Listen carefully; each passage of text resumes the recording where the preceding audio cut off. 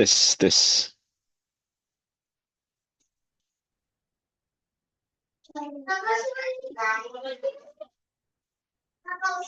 Suara saya jelas?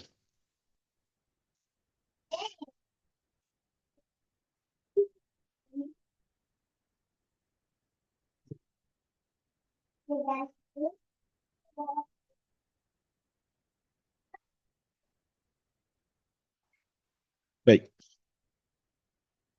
kita mulai ya. Bismillahirrahmanirrahim. Assalamualaikum warahmatullahi wabarakatuh.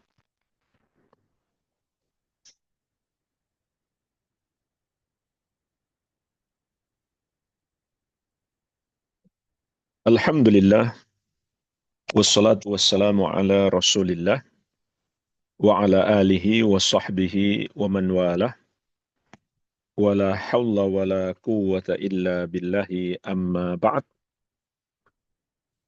Fa ikhwani wa akhwati fillah, rahimani wa rahimakumullah. Semoga Allah subhanahu wa ta'ala senantiasa mencurahkan rahmatnya kepada kita sekalian. Kita lanjutkan penjelasan ringkasan kitab Al-Mulakhas fi Syarhi Kitabi At-Tauhid yang disusun oleh Fadilatul Syekh Al-Allamah Profesor Dr. Saleh Al-Fauzan Hafizahullah Ta'ala. Kita akan memasuki bab yang baru, yaitu bab yang ke-16. Bab ini adalah bab yang berbicara tentang malaikat yang perkasa pun tunduk kepada Allah Subhanahu wa taala. Malaikat makhluk yang sangat kuat diciptakan oleh Allah Subhanahu wa taala, tidak pernah mengenal letih. Selalu tunduk kepada Allah, menaati perintahnya. Mereka pun takut kepada Allah Subhanahu wa taala. Mereka menghamba kepada Allah Tabaraka wa taala. Artinya, para malaikat itu tidak pantas kalau begitu dituhankan. Yang pantas disembah hanya Allah Subhanahu wa taala yang satu saja. Jadi, hakikat bab ini adalah kelanjutan bab sebelumnya. Kalau bab sebelumnya berbicara, di antaranya yang disebutkan adalah Nabi Muhammad SAW hanyalah manusia biasa sama seperti kita, maka beliau tidak layak untuk disembah. Dan selain beliau lebih tidak layak lagi. Maka bab ini berbicara tentang para malaikat yang gagah perkasa, juga tidak berhak disembah, karena mereka hanyalah makhluk yang lemah di hadapan Allah, yang tunduk kepada Allah Subhanahu wa ta'ala. Kalau begitu, hanya Allah yang berhak disembah. Dan apabila malaikat tidak berhak disembah, padahal mereka makhluk yang kuat, gagah perkasa, maka selain malaikat yang lemah, tentu lebih tidak berhak lagi untuk disembah. Mari kita lihat dalil yang pertama yang disebutkan oleh penulis rahimahullah, sekaligus beliau jadikan judul bab, Babu qaulillahi ta'ala, bab tentang firman Allah Subhanahu wa ta'ala.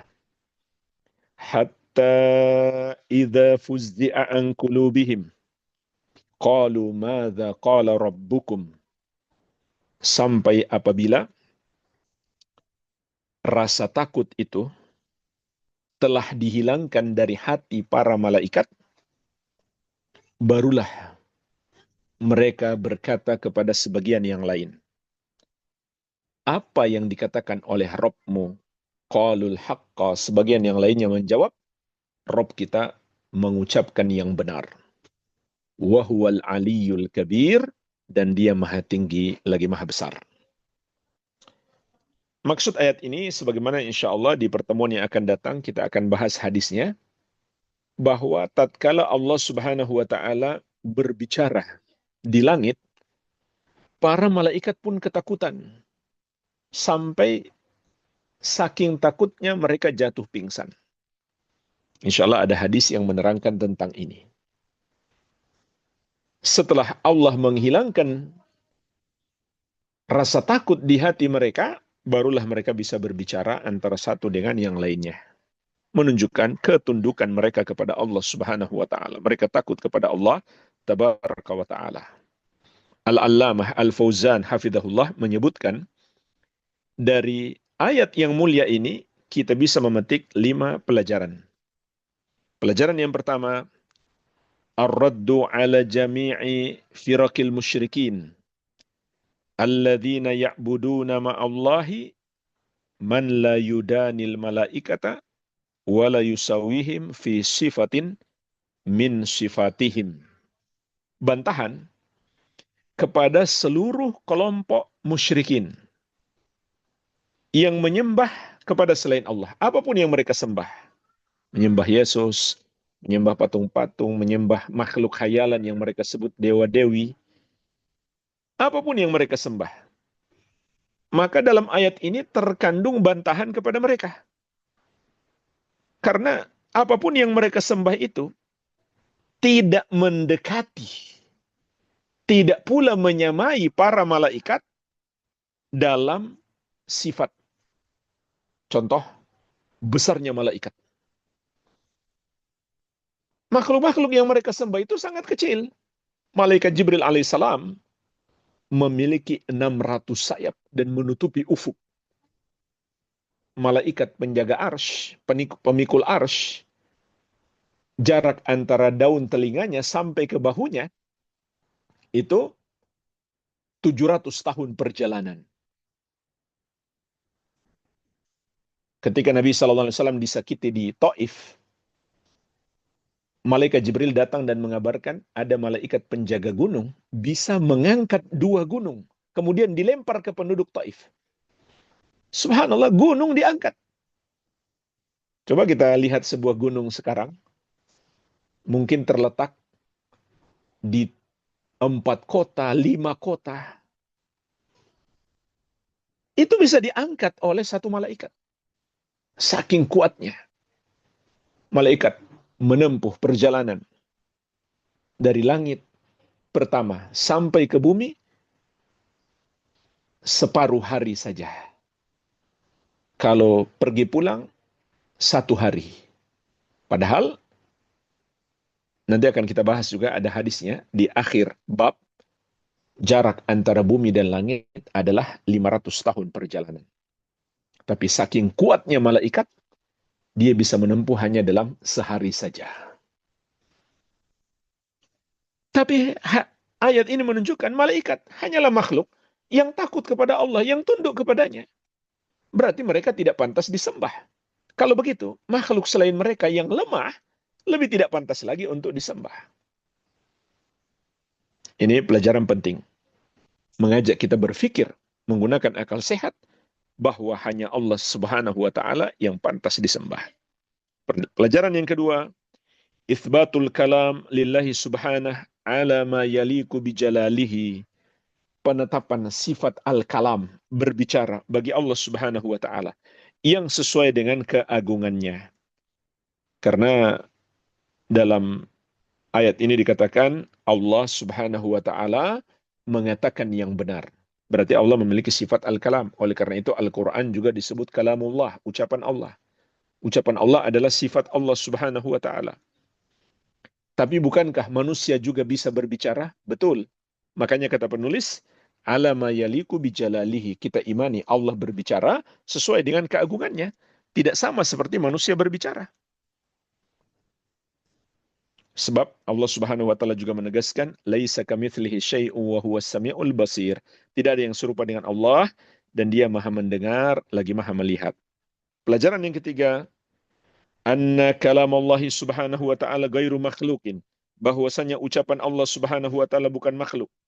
Li'annahum yaquluna madza qala rabbukum. Karena malaikat berkata, apa yang dikatakan oleh Rabbmu. Lam yaqulu, mereka tidak mengatakan madza khalaqa rabbukum, apa yang diciptakan oleh Rabbmu. Jadi Allah berkata mengucapkan kalimatnya, bukan menciptakan kalimatnya. Berarti ucapan Allah bukan makhluk. ucapan Allah adalah sifat Allah. Oleh karena itu ulama Islam sepakat barang siapa mengatakan Al-Quran itu makhluk, maka dia telah kafir. Bukan maksudnya Al-Quran yang dicetak bahwa buku itu adalah sifat Allah, kertas itu sifat Allah, bukan. Tapi yang diucapkan oleh Allah Subhanahu wa taala.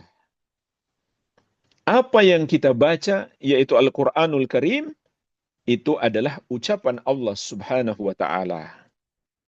Bukan perbuatan kita membacanya, bukan pula kertas yang tertulis padanya kalamullah sebagai sifat Allah, bukan. Tapi apa yang Allah ucapkan, itulah kalamullah, ucapan Allah, maka itu adalah sifat Allah Subhanahu wa taala.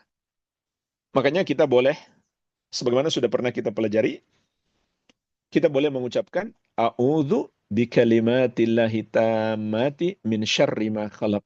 Aku berlindung dengan kalimat-kalimat Allah. Maksudnya dengan ucapan-ucapan Allah. Dari keburukan makhluk yang dia ciptakan. Kalau seandainya itu makhluk, nggak boleh kita berlindung dengannya.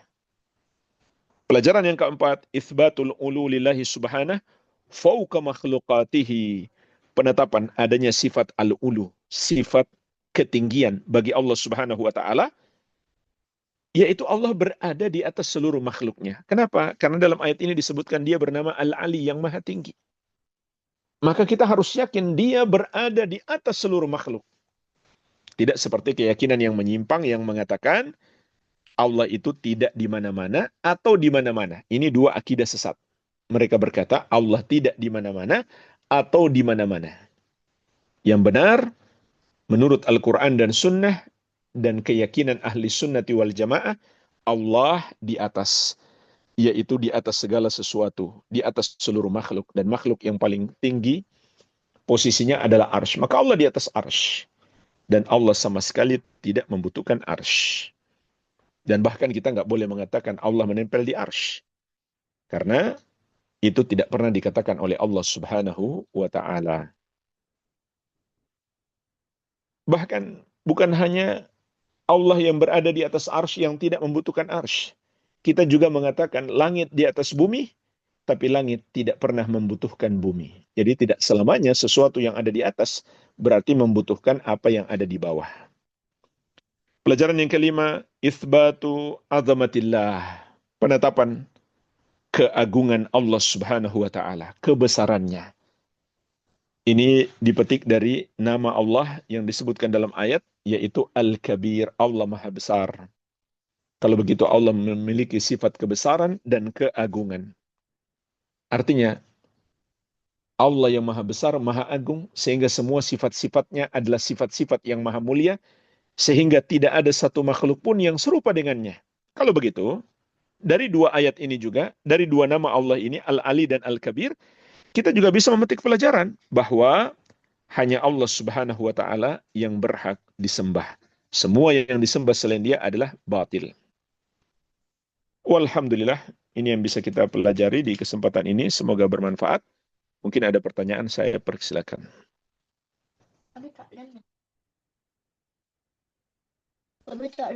Hmm.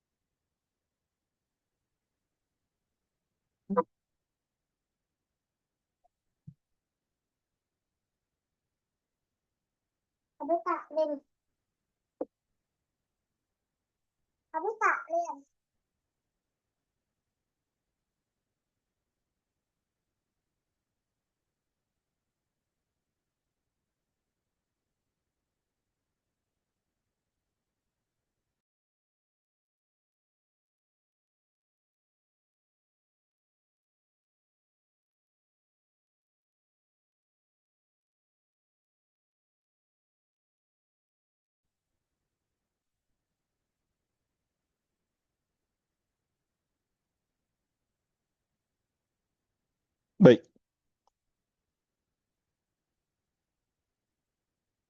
Ketika kita sedang bekerja di dapur, terkadang makan sambil berdiri. Bagaimana hukumnya? Jika kita makan sambil berdiri karena di dapur tidak ada tempat duduk. Hukum asalnya makruh. Karena Nabi SAW mengatakan, La yashrabanna ahadukum qa'iman. Jangan seorang dari kalian minum sambil berdiri. Kemudian sahabat ditanya, bagaimana kalau makan? Kata sahabat, makan ya lebih parah lagi daripada minum.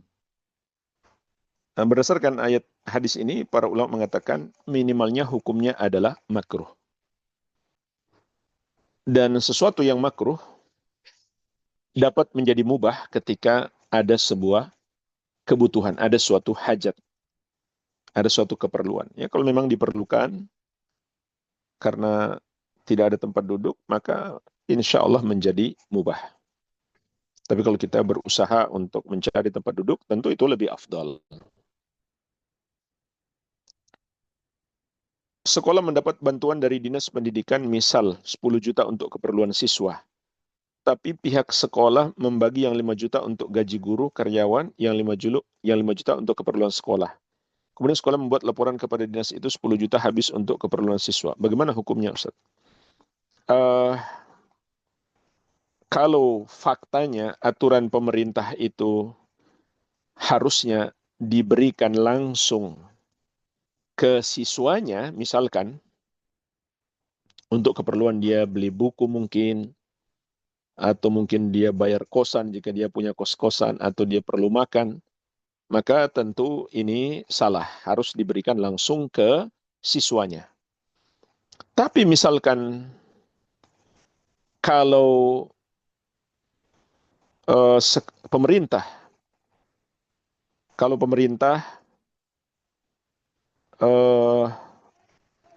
memberikan kebijakan itu kepada sekolah, maka selama itu untuk keperluan siswa, tidak ada masalah. Contoh misalkan dibelikan papan tulis atau merehab sekolah.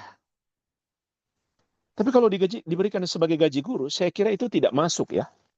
Karena kalau itu sekolah pemerintah, sekolah dari dinas pendidikan, itu gaji guru kan sudah ditetapkan. Sudah ditetapkan.